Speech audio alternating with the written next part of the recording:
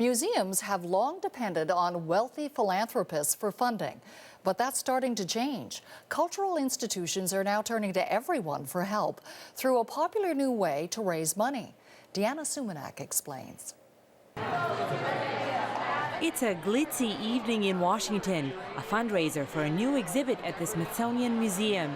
But the patrons of this exhibit about the art and history of yoga can pitch in as little as $25. Thank you all for coming. The Smithsonian, one of the biggest museums in the world, is turning to crowdfunding. We can reach people who say, yes, I love yoga, I love art, I love scholarship, I love what you're doing, and I want to see it happen. And they can give directly to that.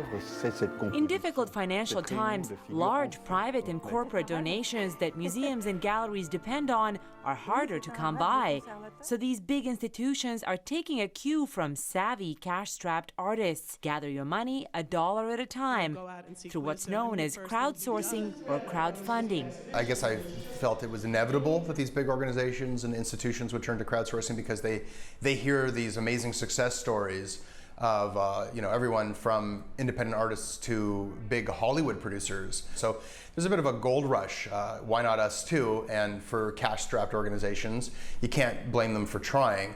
I'm not appalled that they're giving it a shot. I'm a little bit skeptical about how much success they're going to have. For starters, predicting what kinds of projects will capture the public's imagination can be tricky. But to get there, we need your help. The Currie Dinosaur Museum in Grand Prairie, Alberta, turned to crowdfunding to help start the museum's construction.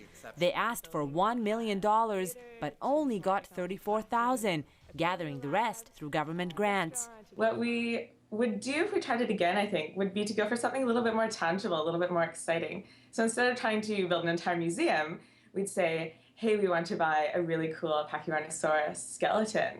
Let's band together and buy that.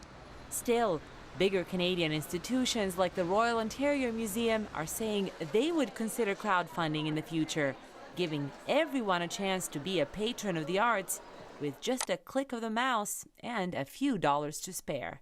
Deanna Sumanak, CBC News, Toronto.